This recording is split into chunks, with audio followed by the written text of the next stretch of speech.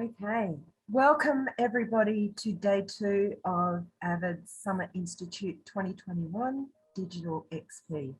It is my great pleasure and thrill actually to introduce you to Jane Caro AM. She will be well known to many of you and she probably doesn't really need an introduction, but I did enjoy reading her bio on her website when she was described as a person having a low boredom threshold who wears many hats.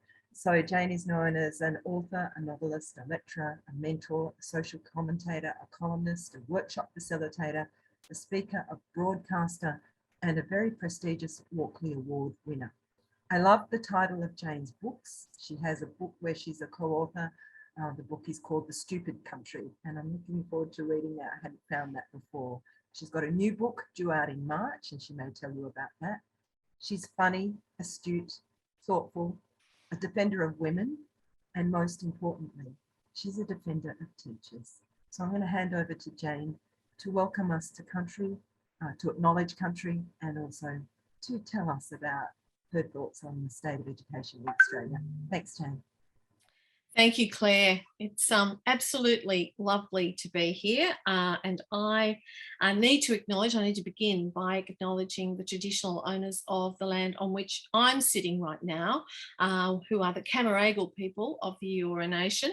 And they are the custodians of the land that I live in, actually, because this is my home office, and I want to pay my respects to their elders, past and present, and extend that respect to any Aboriginal and Torres Strait Islander people who are joining us today. Of course, all of you are on many and varied Aboriginal lands because, of course, every part of Australia is and always has been Aboriginal land, and it has never been ceded.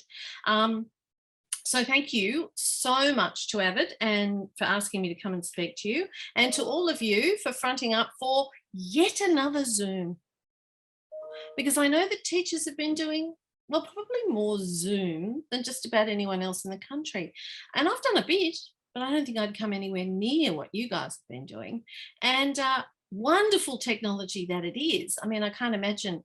Sometimes I think back to what it must have been like in the Spanish flu when they had none of this technology and they still had to isolate and quarantine and lock down and close schools and do all the things we've had to do to contain the virus. And what a gift the technology has been in many ways, because we've been able to maintain education, we've been able to maintain many businesses, we've been able to maintain contact with family, with friends, albeit at one remove, but at least we've been able to do it. So much as I may complain about Zoom often, I am really extremely grateful for it. It has made a huge difference to the last couple of years as we've gone in and out of our normal lives. And of course, there are very few professions that have been impacted as extremely, I would say, as education and teaching, particularly of children. I mean, I know the universities and the TAFE sector have also been hit hard, but adults who are largely the people who are learning at universities and TAFEs are more able to grasp and understand the situation in which they find themselves and hopefully tackle it with some sort of maturity. But when we're talking about kids at school, that's a really different situation. My heart has gone out particularly to kindergarten children, those who started school in 2020 and those who started school in 2021, and also to those who finished school in 2020 and finished school in 2021, year 12s. What a lousy first year and what a lousy last year. And I'm sure that every one of their teachers have been only too conscious of the way they've been cheated, because we often talk about education. You know, we have arguments about curriculum, we have arguments about all sorts of things to do with schools. And what we forget as we have those arguments, you probably don't, you're actually there on the coalface, but I think the public and the society at large largely forgets, is that for each child in that particular moment in their school where we're changing something or looking to change something, that's the only year 4 they're ever going to have. That's the only year 6 they're ever going to have. And once it's gone, yes, some kids repeat, but not many, it's gone. And whatever the changes are, whether they bring in NAPLAN or basic skills or whatever the latest standardized test is, or hoop that somebody has to jump through, those kids, that's all they've ever known. That's the way they remember that particular year. And for our kinder kids in year 12s over the last 2 years, they just haven't had the same experience the kids who went before them had. And let's hope the kids coming after them will have. My grandson is starting school next year, 2022. And when I heard about the Omicron virus, like everybody else, I held my breath and thought, oh my God, here we go again. But I also thought particularly of him. He's quite nervous. He ricochets between being very excited about going to big school. He loves his school uniform and draws himself continually in it, but also very nervous about the whole thing. Quite overwhelmed, really, by the idea. Any of you who teach primary and particularly little ones would probably be very familiar with that particular ricochet of emotions in our younger students, but I can't imagine what that's like and how complicated that must be when they start big school and then lo and behold, they have to retreat back to doing it at a distance. And who are the people who deal with that directly, deal with helping those children to cope, helping them to keep learning? Though I'm a bit of an old rebel, sorry, it's probably surprised you. But I'm not as interested as in them keeping learning, like actually getting info stuffed into them, as I am with keeping them engaged and loving the idea of learning and finding things out. Because we've become obsessed, it seems to me, with outcomes rather than the process, the procedure towards the outcome.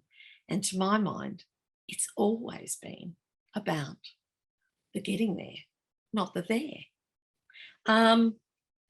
That's the thing you remember long, long after you've left school. I mean, I left school in 1974, finished year, well, we called it sixth form back in those days. And if you ask me what I remember from my HSC in 1974, it's one quote that I crammed into my head for King Lear, which was the text for, I think it was 4-unit English at that point, or it may have been first level, I think we called it then, first level English. And it turned out to be really useful. It really helped me as I went through my life. And if you were a teacher, I can imagine it would be a helpful quote for you too. It was, how sharper than a serpent's tooth it is to have a thankless child. I had two. I used to repeat that to myself in my head often, particularly when they were adolescents. That's the only thing I remember from the curriculum that I was taught. What I remember, the relationships I had with my peers, my school friends, some of whom are still my friends, all this many years later, many decades later, and the relationships I had with my teachers, and the teachers who inspired me and who made me laugh, made me cry, made me not realise that a double period, that's 2 40-minute periods, 80 minutes, had flown past with the fascination that I was feeling for whatever it was that they were teaching me. And I'm not sure that I retained all the facts, certainly not, well, I know I didn't, and certainly not at the front of my brain, able to be accessed like some sort of computer filing system. That's not how human brains work. Sometimes a fact pops into my head that I had no idea I knew, and I probably have a teacher and an inspirational and engaging class on a Thursday afternoon in French's Forest at Forest High to thank for that little fact having remained somewhere in the back of my brain and just coming forward at the right moment, usually when I'm trying to win Trivial Pursuit. But in terms of having it all there all the time and the knowledge and the learning of the actual content being the point of my education, I just find that hard to see. Sometimes I think that and I'm an English Lit grad, so I will be using references to English Lit because that's one of the ways that I navigate my life. There's a book, a Dickens book, if you haven't read it, I recommend it, called Bleak House. And I keep thinking of, no, sorry, not Bleak House, wrong book, Hard Times.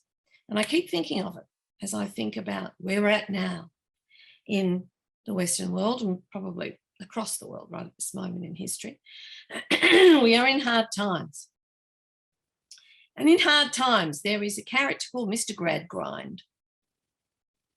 And Mr. Gradgrind does not believe in joy or fun or engagement or anything, or play or anything like that. Mr. Gradgrind believes in grind, nose to the grindstone.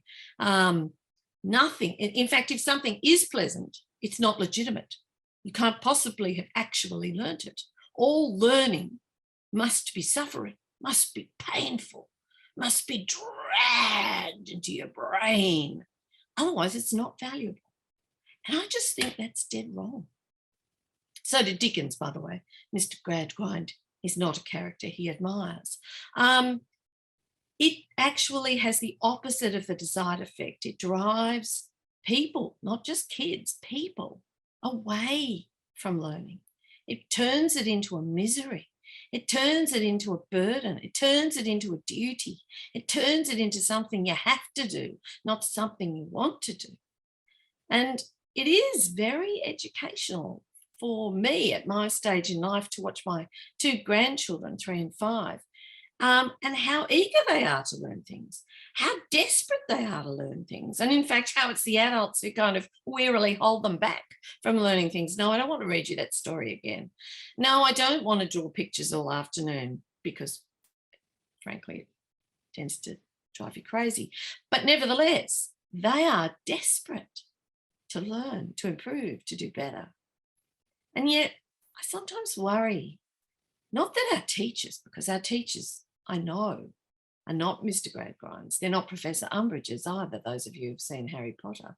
That was J.K. Rowling's little go at the kinds of teachers I suspect she didn't like when she was at school, or the kind of administrators, because I think Professor Umbridge is a arch administrator rather than teacher, is they don't understand. They're actually opposed to people having fun in the classroom. And that, I think, is because fun is creative. And creativity is always subversive. Creativity is always subversive. Creativity appears in the gap between what the powerful say and what the world looks like. And in that gap is where people have the rebellious, subversive little thoughts that give rise to a new idea, to a new solution. And I think all teachers know that. And I think teaching is an intrinsically creative profession. You have to take a curriculum. And I'm sure the curriculums, by and large, are really valuable, decent, well thought out, extremely well researched documents, and very necessary. Every lesson has to be based on a curriculum. But it's a teacher's ability to take that curriculum, which is dry and academic, and make it into something relevant and engaging and inspiring, even to a room full of kids who have to be there, who haven't chosen to be there, but have to be there. It's always the biggest challenge in the world to engage an audience that are forced to be there. And that is, and I think we should, I'm not arguing against compulsory education, don't get me wrong, but I think we need to acknowledge there's a degree of difficulty there that requires creativity and original thinking. I don't use the word innovation. The reason I don't use innovative or innovation is because that word has been entirely drained of meaning, and tends now to mean, oh no, more stuff for me to do, more that's hard, more Mr. Grad Grind stuff, instead of creativity, which immediately feels more open-ended, more playful, more fun, more like it can come from a melange of things that all come together to create something that's never been done before. And the great thing about a good lesson is it has never been done before and can never be done again. Even if you said exactly the same words, which hopefully you wouldn't do, but even if you did, it couldn't be, because the group of people in the room are always going to be different. And therefore they're going to bring all sorts of different ideas and thoughts and all that wonderful, exciting, dangerous, subversive stuff. And we're in a world, and I don't know if you're seeing this the way I'm seeing it, but what I'm seeing really clearly is a world where we have a fight between what people call it the left and the right. And yes, sometimes I call it that too, because it's what people understand. But when I think about it, I actually think we're more in a world where we've got a struggle going on between the Liberals, and I don't mean the Liberal National Party, you'll be pleased to hear, I mean small L Liberals, the American meaning, if you like, of the word liberal rather than the Australian meaning, and authoritarians. The Liberal Party, I think, errs more on the side of authoritarianism, even though they would vehemently deny it. But I think particularly when it comes to things like what teachers do in classrooms or what the curriculum should have in it. Do I remember, is it Alan Tudge getting involved very recently in the history curriculum and about how it has to be celebrating Australia? That's how history works. It's not hagiography, it's history. It questions, it criticises. No country ever has been perfect. No country ever hasn't done things it shouldn't have done. And it is the only way to teach history honestly is to look what we have done wrong in the face and have a discussion about it. So it's pretty horrifying when you've got the Federal Minister of Education, trying to dictate the attitude that we should be inculcating to our history to children. That's not what education does. It might be what indoctrination does, but it's not what education does. Education is specifically designed to get people to question the status quo. It is specifically designed to equip people to ask the difficult questions, the questions the powerful don't want people to ask. That's what education's for. Because that's how the world changes and progresses. Without people asking those questions, how can we do that better? Why is that so unjust? Why is that so unfair? Why does this person not get the same opportunities as that person? It's all the people who asked those questions as they gained education, gained the ability to think through things, to look at them from the outside and analyse them and articulate the feelings they have about them. I think human beings have always been able to see when things are unjust and unfair, but education gives you the language, the context, the way of articulating and naming what you are seeing, which enables you to communicate with others about it. And that then begins the process of being able to change the world. And for goodness sake, look at the world right now. Has anything ever needed changing more? We're literally in the process of getting to a point where we may be destroying the delicate balance of our climate that keeps us alive. And so many of our leaders seem to regard this as irrelevant, trivial even, or not true.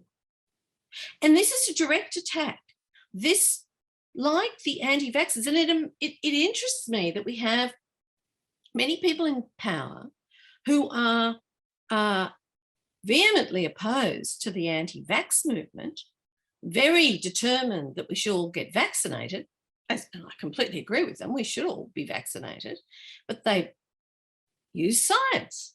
They use the medical establishment, the health advice to back up their vaccine mandates for many jobs, including yours, and to justify having disincentives for those who, for no good reason, no medically sustainable reason, don't want to get vaccinated. I support them in that. I agree with them that science supports that view. But surely your education would teach you that if you follow the logic on one thing, then you ought to apply that logic to other things as well. You can't pick and choose which bits of science you're going to actually accept and which bits of science it doesn't suit you to accept. And the climate scientists have been incredibly consistent, incredibly united, and incredibly dogged at telling us what we're doing wrong, why we've got to stop it, and how we can stop it. We actually know what to do. We know how to save our planet. But Australia, yes, leading the world in trying to stop us saving the planet. And I suppose I want to have a bit of a theme for this talk to you about your difficult years, your students' difficult years over the last couple of years. The fact that we may not be over this yet. Like, I think we have to face that fact that everyone keeps wanting it to be behind us, but it may not be. I hope as much as anyone else that it is, but it may not be. I suppose my theme is that we need to resist. I'll give you an example of, and I think educators do resist. I think educators know in their heart of hearts what works for the kids in front of them. And that's what they do, no matter what the powers that be might tell them they ought to be doing, no matter what social media may be nagging them about, no matter what, pundits on television or shock jocks on radio or everybody who's ever been to school seems to know you what to do. You look at your kids in front of you and you make a decision about what's going to work best for them. And long may it be so. I am practically the last person in Australia, I sometimes think, who thinks teachers should decide what happens in the classroom. Not me. I'll never talk to you about pedagogy or curriculum or any of those subjects. I don't know anything about them. You know about them. I don't. So you resist daily. You resist daily because you want to do the best for your students, because that's why you're a teacher. There's no other reason to be one. You don't do it for the money or the perks. Indeed, talking about the money and the perks and resistance, I'm sure many of you are aware of the forthcoming New South Wales Federation the New South Wales teachers are going on strike next Tuesday on the 7th of December for 24 hours. They're going on strike for all sorts of reasons. But a lot of it is to do with burnout, exhaustion. Yes, everything you do has been made that much harder by having to pivot on a dime, to use an American expression, every time governments changed their minds about lockdowns, when they were coming out, when you were going in, when schools were opening, when they weren't, going back into classrooms with, I don't know, let's open the windows.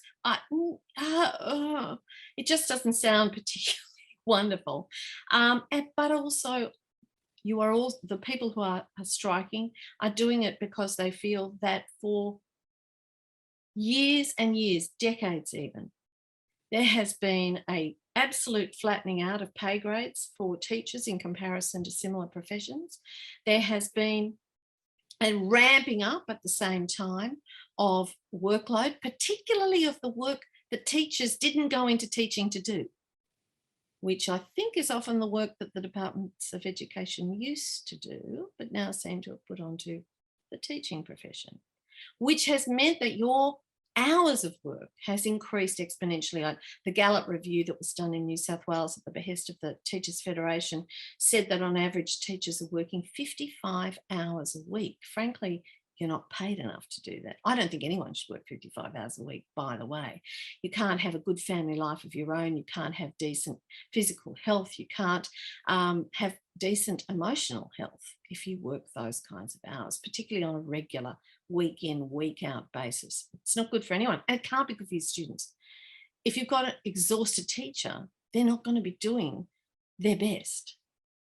You can't if you're exhausted. And also, if you really get incredibly exhausted and burn out, you leave. And we know that we lose so many good teachers because they are exhausted. And we can't afford to do that. There are now chronic shortages of teachers all over Australia, and trying to get people to apply for principals jobs when they look at how onerous they are, well, I mean, you can see why. But it's easy to fix. It's easy to fix. You simply increase the pay so that it keeps pace with other professions of similar skills and importance to the community. And after all, every profession relies on good teachers. And you decrease the work that teachers hate and therefore leave more room for the work that teachers love, which is, surprise, surprise, teaching. You also improve conditions, because in a lot of our schools, particularly underfunded public schools, the conditions in which teachers work and students learn are not reasonable. They're boiling hot in summer, freezing cold in winter, and now they've got their windows open. It's very wet when it rains. And I don't know if you've been on the East Coast recently, but it's raining all the bloody time. This is not sustainable. And teachers are getting to the end of their tether and they're resisting. But here's an example of how I've been trying to help them resist, because some of you will have heard that this strike has been disallowed. I don't know what the legal term is, but anyway, by the New South Wales Industrial Relations Commission. And so anyone who tweets or talks about it, the union, who's a member of the union, will cop a fine, which is very authoritarian and totalitarian. Don't allow anyone to tell you it's the left that's really totalitarian these days. In my experience, it's the right that seem to be getting way down that line. You just had to look at the sorts of things Trump was doing, putting children in cages, strikes me, and the Bilowilia family were doing that as well. Awful, really, really awful. But I can resist. So now I've made a commitment that I will be tweeting every day about the strike until the 7th of December, because I'm not a member of the union. Therefore, I can say what I want to, as long as it's true and I'm not being abusive or anything. I am resisting civilly, respectfully, but I'm resisting. I'm resisting the attempt to silence teachers and those who care about the teaching profession. And I care about the teaching profession because I care about the young people of Australia and our children.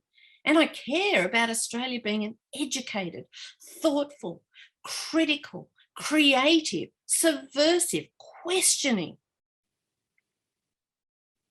country. I don't want us to be dumbed down so that the powerful can pull the wool over our eyes really easily. It terrifies me to see the anti-vax demonstrators who are totally misinformed, totally spouting the most nonsensical stuff. Some of them have gone down that QAnon rabbit hole and believe the most bizarre things. I mean, it's a cult, clearly, but it's taken seriously by too many people in our parliaments, quite apart from anything else, maybe cynically and maybe leveraged for their own purposes. But my goodness, if you know anything about history, Alan Tudge, you should look at what happened the last time the powerful tried to leverage that kind of cultish, quasi-religious, far-right, fear-mongering stuff, anti-science stuff. It was not pretty for anybody. We do not want to do that again. And the fact that so many people appear to have fallen into the trap of believing this nonsense reminds me again and again how important it is that our teachers and our education systems resist the attempts to dumb down what we teach our students. And it is dumbing down to constantly standardise test, in my view. Nothing against diagnostic testing that teachers can do so they can see which kids in their class need a bit of extra help, which ones need to be extended a bit more, so they know where their kids are at. That kind of stuff makes perfect sense. But when we do the kind of standardized test, which is designed to rank and to compare and to punish, rank and compare and punish schools and teachers, rank and compare and, yes, punish children, they know if they haven't done well on a test. We put in standardized marking in New South Wales at one point, where all kids had to, fit into a really rigid category. Imagine being a little kid in kindergarten and you're an E kid at the beginning and you're an E kid at the end. What kind of people design this shit? Do they know anything about anything? Do they know anything about human beings and children and little ones? Do they have any hearts? No, grad grinds, the bloody lot of them. And I thought about it. Why have we gone down this route? Why have we tried to take the joy and the fun and the play? Pazzy Salberg is constantly talking about play-based learning and how important that is, and less time in the classroom for students and for teachers, more time for creativity, more time to actually develop those intrinsically human qualities that virtually no other creatures have, the ability to come up with new answers to old questions, new solutions, new ideas. Play gives rise to that. Not tests, definitely not standardized tests. They do the opposite. They crush original thought. They crush joy, and they make people think, oh, I have to be the best or else I'm not allowed to try to enjoy. Who cares about the best? I've been the best of my life. In there pitching. That's all you ever need to be, is in there pitching. So why do we do it? I'm puzzled about this. Why did we decide to do this? Yes, it's a control mechanism. Yes, we're in an era where we feel very out of control in a lot of ways, hence the rise of anxiety, hence the rise of so much mental health issues in schools, but across the whole of society. Our kids are mentally unwell because the society is mentally unwell. They are reflecting us back to ourselves. We need to fix what we're doing that is causing this anxiety, not constantly try and fix the kids somehow. But why are we doing it? And it struck me that we've gone into this grad grind era where everything and everyone has to be productive. One of the reasons they won't give teachers more money is because they say, we need to see productivity gains. Look, nothing in life, nothing goes like this. Absolutely nothing. That's not how human life goes. Human life goes like that. So do human kids. So do teachers. I've argued this many a time. They want to rate teachers on their performance in the classroom. It's been resisted. That's good. We need to keep resisting that.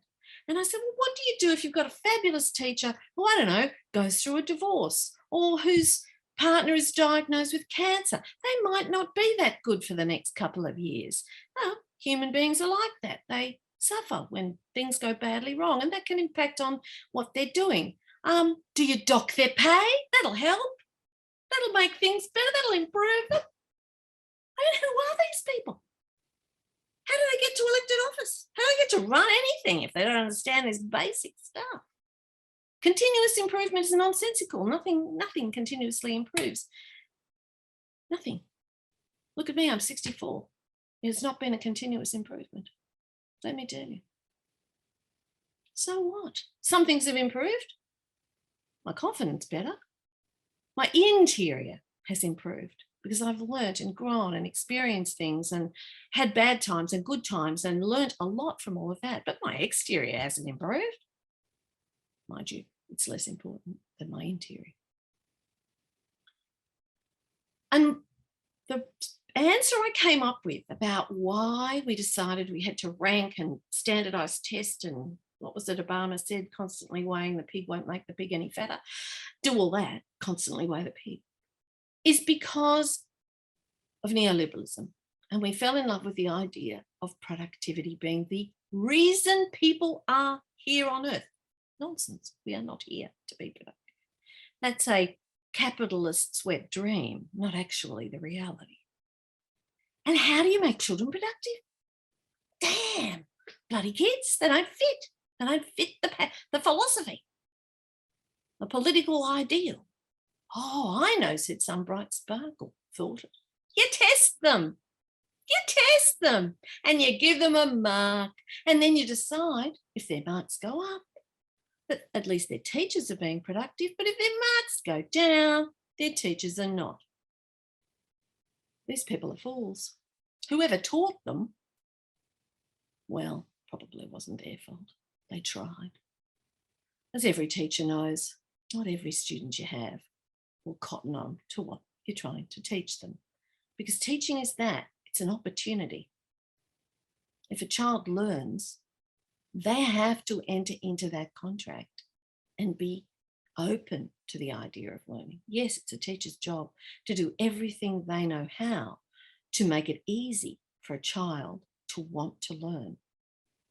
But in the end, what we learn, whether we're a child, whether we're an adolescent, whether we're a young person, middle-aged person, or an old person, what we learn is our responsibility.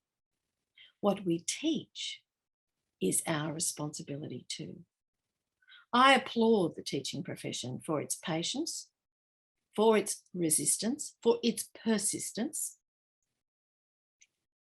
And I know how valuable and important what you do is. Everything that we have done throughout human progress has been because of a teacher somewhere along the line, whether formally designated as such or not. One of the reasons I would have to say that the teaching profession, like the nursing profession and like all caring professions, because teaching is a caring profession, even though it is also an academic profession. One of the reasons that they are consistently underpaid and devalued is because caring work is considered to be women's work. I know there are a lot of male teachers and there are increasing numbers of male nurses, and they all, of course, do a wonderful job and are incredibly valuable to the profession. But they are feminised professions, seen that way. And we hate paying women what they're worth, particularly when they're doing caring work. We have a view that it is a woman's duty to care, and therefore to pay her anything is a bit of a cheat. This is why teaching should also be, and I suspect mostly is, a feminist profession. Because until caring work is valued, and I think the pandemic, this is my one thing of hope about the pandemic, is that it may have made us see much more clearly just how much this society absolutely relies on those who care, including Uber Eats drivers and couriers and all those people who run around doing the things that we could not do for ourselves while we were in lockdown. Commercial bankers? Not so much. Didn't need them. Not so much. But gee, we needed the nurses, the doctors, the teachers, the childcare workers, first people taken off JobKeeper, amongst the lowest paid in Australia, early childhood educators. Absolutely shocking how undervalued their extraordinary contribution is and how much we rely on them to keep our economy going and how little we are prepared to acknowledge that. And I think teachers are in a similar position. We have watched them be taken for granted, sneered at. And the most you get is a, oh, thank you. Well, I'm with the New South Wales Teachers Federation on that. I think you all need a lot more than thanks. You need to be taken seriously. My definition of feminism underwent an epiphany a few years ago. I read a book, I recommend it to you all, and I'll finish this and you can ask me some questions. I recommend it to you all. It's not my book. I'm not very good at selling my own books. I'm really good at selling other people's. It's by Hugh Mackay, and it's called What Makes Us Tick. And it lists the 10 needs that need to be met above Maslow's hierarchy of needs to live a satisfying life. And Hugh, in his introduction, says, I list these needs in no particular order except the first one, which is the most important. And that is the desire to be taken seriously. And when I read that, I suddenly realized what feminism was. It was the desire by half millennial long desire, yearning, longing by half the human race to be taken seriously by the other half. And I think that's the battle teachers have too, to be taken seriously by the community in which you work. When you're told you get 12 weeks a year holiday, when you're told you've stopped working at 3:30, when you're told you're just childminders, when you're told people who can do, people who can't teach, when you're told that kind of stuff, you're not being taken seriously. I tell you this, I take you seriously. And after the pandemic, whatever else Zoom has done, it's really made an awful lot of parents take you and what you do for their children and how hard you work and how important you are very seriously indeed. Thank you very much for asking me to speak to you. Jane, thank you so much. The thing I hate about being on Zoom most of all is that you cannot hear the thunderous applause right now that is coming to you. We've got 171 people on this link. And I know there's a couple of people who had to go off and set up for the next session, but everybody else has stayed listening to you. I'm getting messages from people saying, when do we march? So you might have started a movement here, but I thank you so much for valuing the profession, for articulating the concerns so eloquently that we all have for our profession, and for caring about our teachers as deeply as you do, and for being a voice when we can't have one, particularly our teachers in New South Wales. Thank you so much for that. I know there are questions that will start coming in, so please put your questions in there. Please feel free to add a round of applause, or we've all been doing ways of giving props and thanks on a Zoom link. So if you want to put those in the chat for Jane, she'll be able to see those at some point as well. And we'll start off with a question from Anthony, who says, thanks for the wonderful talk and inspiration, Jane. I'm very interested in your idea that teaching is an intrinsically creative profession. Any advice for how educators might hold on to their creativity in all its diverse forms, especially when the external parameters we might find ourselves situated in are working against that? Yeah, it's a really good question. And I am very much aware that the way teachers are kind of given, you're gaslighted, because there'll be a lot of talk about, oh, we really want innovation in the classroom. When they say innovation, you know, they don't really know what they're talking about because it's the wrong word, but they want, you know, inspiring teachers, you know, blah, blah, blah, blah, blah. Oh, but can you fill in these enormously demanding reports for everything you do in the classroom, etc., and account for everything and make sure you do all of this? So they encourage with one hand and slap you across the back of the head with the other. And that's gaslighting, classic gaslighting. And I know a young teacher who went out, like so many, you know, newly graduated teachers do. They go out full of creativity and enthusiasm and imbued with an almost messianic zeal. You know, they're going to go out and, you know, inspire young people to learn. And this young teacher, after about a year and a half, was absolutely exhausted. And she came home one day and she said to her family, you know, I finally realised I can do 3 really inspiring things in the classroom a week, or I can do 1 and fill in all the reports that I have to do about it. And so what we have happening is the administration and the kind of desperate control freakism killing literally the goose that lays the golden egg, which is teachers' ability to come up with inspiring and fantastically exciting lessons that, you know, kids will talk about when they're my age. So what we have to do is push back on that administration. And I would say I do have a criticism of teachers. You're too bloody compliant. Stop it. Be more rebellious. You're so good. You're so earnest. You're all the hard-working, good-hearted, trying to please and get approval, good kids that I went to school with. There's a reason I'm not a teacher. I was always the bad kid up the back of the bus smoking cigarettes, you know, flirting with boys. I wasn't going to be a teacher for that reason. But I want you to be a bit more like that. Bit more, don't be compliant. I heard a wonderful principal, Christine Causey from Rooty Hill High School, say once at a talk I was listening to that there are 3 categories for what you should do when you get, as a principal, she was talking, but I'd say it applies right across the board, when you get stuff, admin stuff that you've been sent to do, mostly by the department, one would imagine, or whoever your governing body is. The first question to ask yourself is, will it help me? If it will, do it. Will it help my school? If it will, do it. Do I have to do it? Like, will there be really sticky consequences if I don't? In which case you might have to do it.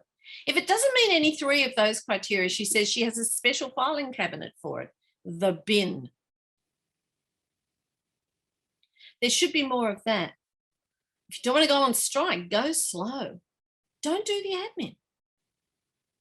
Imagine if every teacher in Australia said, I'm not going to do the I'm going to work, I'm going to give 3 hours a week to admin it. And I tried this actually. So I'm a very bad person, bad parent. My daughter had loved learning, and then she went into year 3, and she had a very grindy kind of a teacher. And she gave them, they were 7, half an hour's homework a night. And my daughter went from loving school and loving learning to hating it. She didn't want to do half an hour homework a night. She could do about 15 minutes. So I said, I tell you what, we'll go to the school. I went into the classroom and said, look, Polly can do 15 minutes, and then it's a fight. It's a knockdown. I'm hating it. She's hating it. And it's having the effect of making her turn off doing even the 15 minutes. I don't see how it's helpful. Could we just cut it to 15 minutes? Oh, that'll be all right. I found out later she made a stand up every day, even though I'd gone and, I thought, negotiated 15 minutes homework a night. And I think, in a way, it would be so great if teachers said, I'll do 3 hours a week of admin work. And once I've hit 3 hours off, whatever remains to be done won't get done. It won't get done. I'm a big believer at the moment in the 4-day working week. There's because I think everybody works too hard. I think one of the reasons we have the mental health issues we have, one of the reasons we have the parenting issues we have, one of the reasons teachers are so stressed is because parents are working such long hours. So kids are, you know, not getting to bed early because there's after school care to 6, 7 o'clock at night. Then they get dinner. You know, everyone's just sleep deprived, overstressed, overworked up the wazoo, because that suits the powers that be. It keeps us controlled. Exhaustion's a brilliant control mechanism. You don't get rebellions if you've got an exhausted population who can be bothered. So there's a I wouldn't say it was deliberate in a conscious way, but there's a benefit, so it keeps being done. But if everyone, just imagine if everyone worked 30% less hard, everyone, the same people would come top. It's just they'd all have more fun. And you know what I think? I think productivity would go up. So Jane, in that, it's the spirit of that, if we could vote for you, and if you became our Minister for Education, what would your first 100 days look like? What would you do? Well, the first thing I do is raise teachers' pay. The second thing I do is cut teachers' workloads. The third thing I do is bring every public school funded up to the minimum resource standard.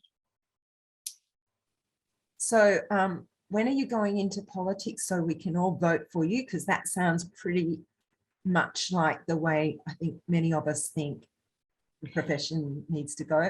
Yep, we're starting to get the questions. Have you considered running for Parliament? And I think you actually have, haven't you? Yes, but I'm saying no more on that subject at the moment. That is a no comment from me. That sounds vaguely exciting. So wait and see. I make no promises. All right. Well, we're happy to wait and watch this space. There were so many things you said that resonated for me and that I loved. I love your call to resist. Nothing that hurts our kids, of course, and none of us would do that. But resist the things that hurt. Exactly. Resist the things that are hurting you as a teacher and the things that hurt your kids. That's absolutely important. It's a little bit like when you're in the plane. If you don't put the mask on yourself first, you can't look after your kids. And like you said, Jane, I'm really worried about teachers' capacity to work 55 hours a week. I actually think that teachers are working more than 55 hours a week, but the data is so scary that they don't publish what the real number of hours are. And we can't keep doing that. So we do have to take control. And you're right, if we let this happen to ourselves, it will keep happening. It will keep happening. And young teachers graduating full of enthusiasm and energy will be used, sucked dry, and will leave. And we'll get this churn. And that, well, we have this churn already. And that is a disaster. We live, once upon a time, when I was leaving school, I told you in 74, a long time ago, feminism hadn't really bitten. Yes, second wave feminism had an effect on some of us, but not really on most of my peers. And there were 4 things that girls looked to do. And I'm going to be brutal in the way that they were defined. If you were smart and good at school, you would become a teacher. That's what smart girls did, because there weren't any other opportunities for you. That's what smart girls became teachers.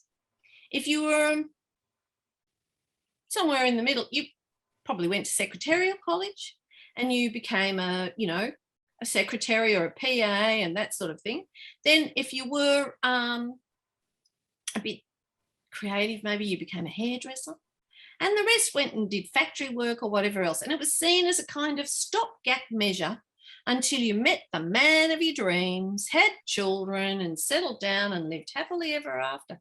And that didn't turn out real well. The fastest growing group amongst the homeless are women of my vintage, because they bought that bullshit. Anyway, but the teaching profession and the governments relied heavily on the fact that smart girls had very few choices and went into teaching. But in the decades since then, that has totally changed. And now teaching is in a competitive employment situation. It must compete for the brightest and best with lawyers, with commercial firms, with medicine, with all sorts, engineering, all sorts of other professions which women are now able to enter in a way that they couldn't when I was young, or very rarely did. They were very unusual. Women doctors were there were a few of them, but there were hardly any. Now GPs has become a feminized profession. It wasn't when I was young. So that is part of the problem, that we're still governing as if, we're still running teaching as if we can continue to exploit women who have no other choices. And that's completely changed. Now, they should never have exploited women. I'm not defending that. I'm just saying that's how it worked. And it's fundamentally changed. And we can't can't keep asking smart men and women to take teaching on as a vocation and do it for love and not for money. I agree with you, Jane. And I think one of the other great injustices that has been done to teaching, and you mentioned one of those who can do and those who can't teach. And right up there is teaching isn't rocket science. Well, I beg to differ. Teaching is rocket science and has the responsibility of inspiring the rocket scientists of the future. But if you can get every lesson right for every single child on every day, as you manage the demands of the parent interviews, the admin, the prep, the marking and everything else you've got, and you can do that for 8 hours a day for every child, that's rocket science. There's no other profession that has to juggle that much for so many different people and meet their needs. We're just about out of time. We've got questions still coming in for you. Jane, we'll give you these questions and invite you to tweet responses to them. So Steve wants to know about power. Did you exclusively mean political power? Joel wants to know about your advice for new teachers to the profession to keep them sane, keep them sane and rebel, but without losing their jobs. That is a core concern. And in a similar way, Chris wants to know what you would say about people who need to make a living, teachers, and being rebellious. So similar questions. So Jane tweets, she's tweeting every day for our teachers in New South Wales to be your voice. So if you do want questions that Jane can answer on our behalf, please feel free to follow her on Twitter. I am going to put a little plug out for Jane's new book.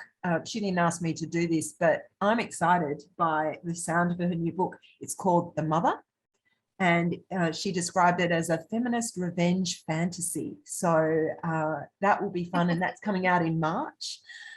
We are hoping to have Jane back again when we come back in person.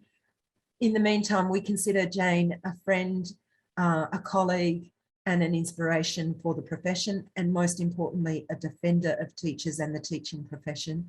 We thank you, Jane, so much for caring and for advocating and for really inspiring us to take courage and take the action that we need to take. Sometimes you need someone to give you permission to do that. And you're right, our profession can be a very compliant profession because we do need to make a living, and our departments do control what we can and can't say very closely. But within that, there is space to advocate for ourselves. And if we don't advocate for ourselves, then who will? But all the time with that key goal in mind of not hurting our kids, not hurting our schools, and not hurting ourselves and each other in the process. So it's a fine line, but if you lead us on the rebellion, we will follow. Get parents on side. At the moment, they're very willing to be, and they can help you. If parents support teachers, the department will crumble. That's very true, because the parents are voting and not too far away too. So there's another action point that you have. So thank you so much. This has been wonderful. We will look forward to staying in touch and supporting you. And I can't thank you enough for your advocacy for teachers and teaching. Thank you all for the work you do, despite a high degree of difficulty. It's appreciated. Thank you. So we will let you all go and get a cup of tea, coffee, depending on where you are in the world. So we have people here from America, Jane, that have already done a full day's work, and now they're working with us again to inspire Australian teachers. So we thank you. We've got Australian teachers from Western Australia through to the East Coast. So the West Australians have been up since 6 o'clock this morning to hear you and take part. And we'll let you go and do that. You're due in your community of practice at 11:15. Ben's just sharing that menu with you. And thank you again for a great day yesterday. Continue that learning. This is for our kids. Thank you all so much.